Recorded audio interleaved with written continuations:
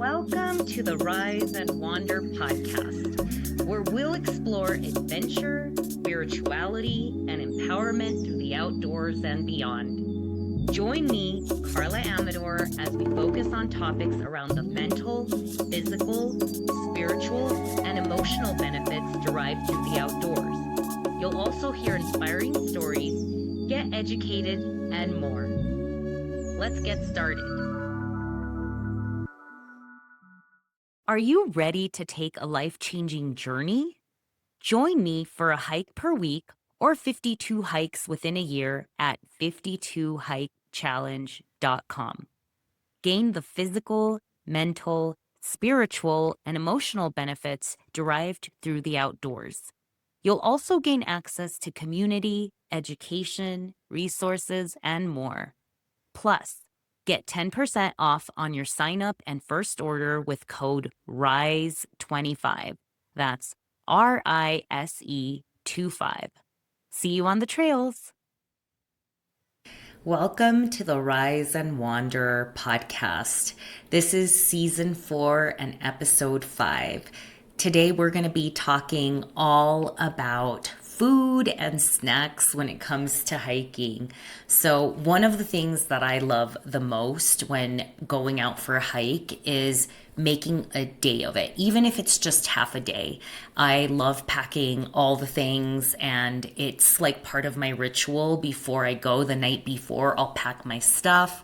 Sometimes if I'm having more of a lazy hike day, I will get up, I'll make my breakfast, and then I'll pack all of my food. But if I'm going for an early morning, I do like to pack the night before.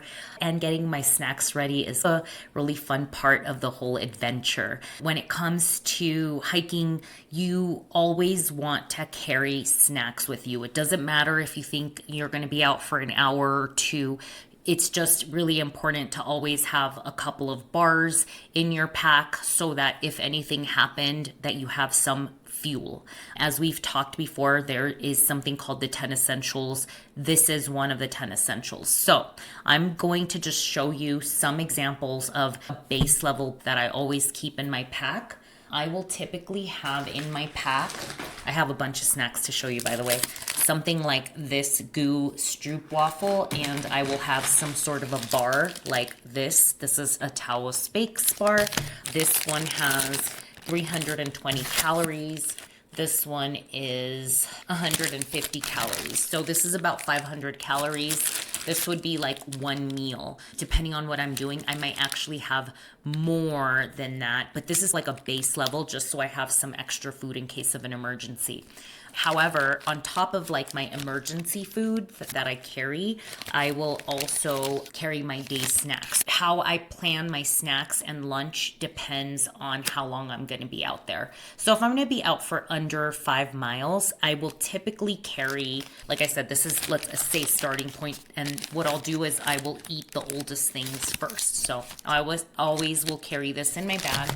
And then let's just say for my day snack, for that hike, I will typically bring something like this. This is a little mini Bobo's bar. This is 140 calories. This typically is good for if I'm going to go for under 3 miles. This would hold me over if I got hungry on the hike. On top of that, I will typically also bring something like this, which is another bar if I'm doing about 5 miles. And so that's just if I get hungry, I have plenty to hold me over. Sometimes I will mix and match. So I might bring something like this. This is a Justin's peanut butter packet. I love these. These are great. Sometimes when I'm doing something really hard, these will give me energy and protein. So that's another idea. Something that I love bringing, I just have a big bag of it, but trail mix of some sort. That's my go-to. I will typically take my trail mix and put it in a bag for the day or for the hike and carry that in my pack at all times. So that's an ongoing thing that I do. Now, if I'm going for a really long day on top of however many bars, I might actually bring more bars. If I'm going for a 10 plus mile hike, I will typically bring 2 bars and then I will bring my nuts. I will bring some sort of like peanut butter. And on top of that, I will also bring some sort of energy to help me, especially if I'm doing a mountain. So these are some examples of that. I'll do some honey stinger chews or some of these beans. I don't remember what company does these. I guess it's Jelly Belly. But these are another example. I might even bring these shots, these goo shots. These are really great for when you're going up a mountain and you are losing energy and you're like pretty tired. So on top of that, I always like to carry some electrolytes, and these are great because they're really easy to carry. There's multiple in this package here. So that is another really great thing you can bring. Okay. So we've talked a little bit of like snacks and I've laid some out, but if I'm going to be out for more than 5 miles, even if it's 5 miles, I'll typically pack a lunch of some sort. And of course, there's a lot of options. I've only shown you some of the snacks and possibilities. I've seen people bring things like pickles, and there's little packages of olives that you can pack. There's jerky for my vegan friends. There's vegan jerky. You can bring fruit, dried fruit. That's one of my other favorite snacks. You can bring vegetables and fruits, apples, that kind of a thing, bananas. You can bring hard-boiled eggs.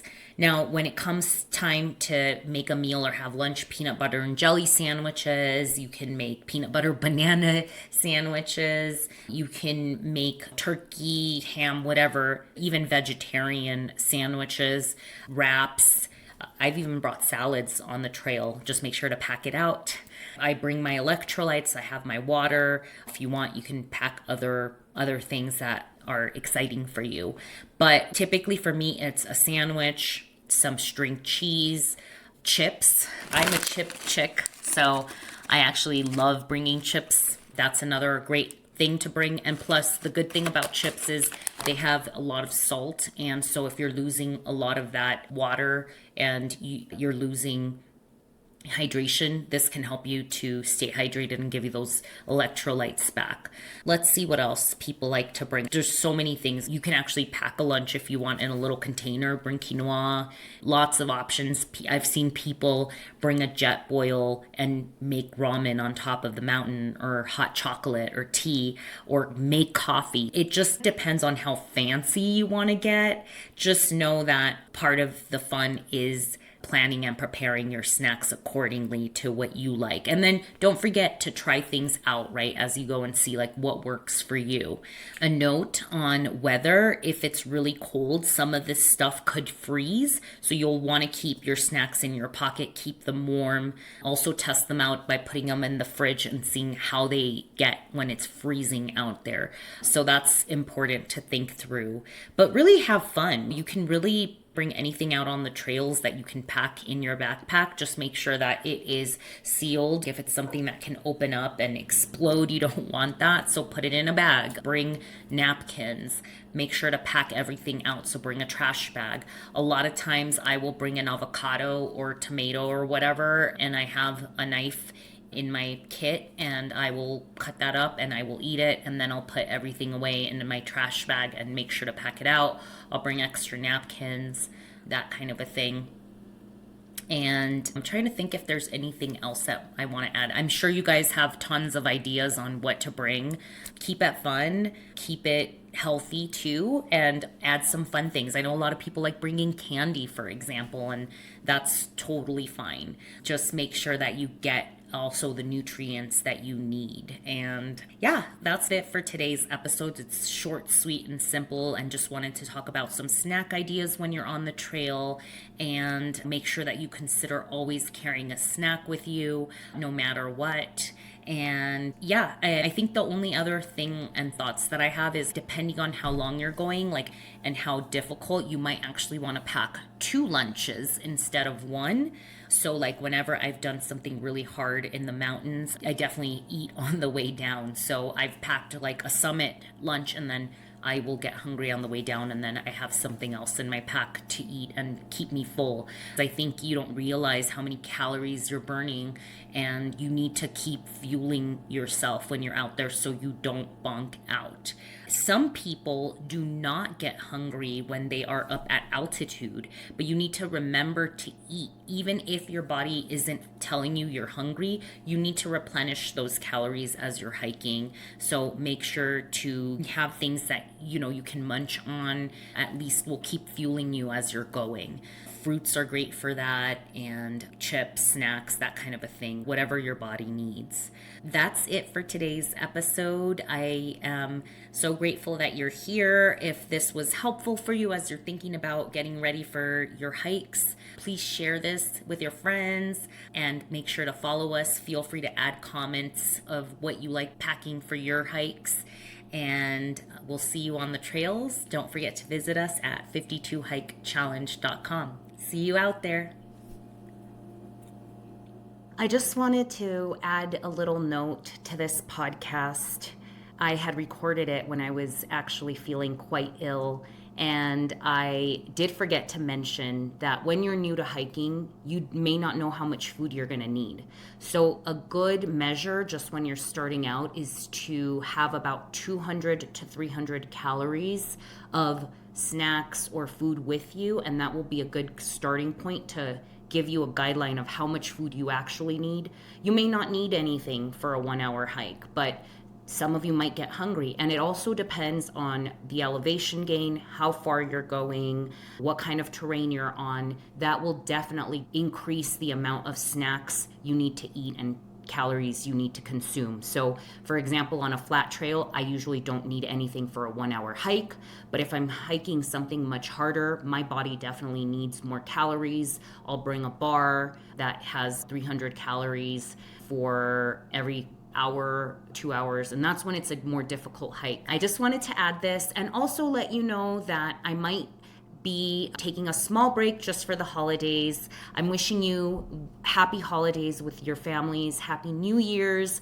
Please help us to share this challenge with people that you love and care about and you think would benefit from taking the 52 Hike Challenge. 2026 is geared up to be amazing. I'm going to be doing one-on-one coaching, and when you sign up for the 2026 challenge, all paid signups will come with coaching with me when we have our group meetings. And then besides that, I will be offering one-on-ones with the community as well. Keep an eye out on our website for that coming out soon. And I'm so thankful for you all, for everyone who watched, downloaded, commented on this show. Thank you so much. It's been a great year, and I'm looking forward to 2026 and continuing to provide more content, more knowledge and wisdom when it comes to the outdoors. So I'll see you on the trails. Thanks so much.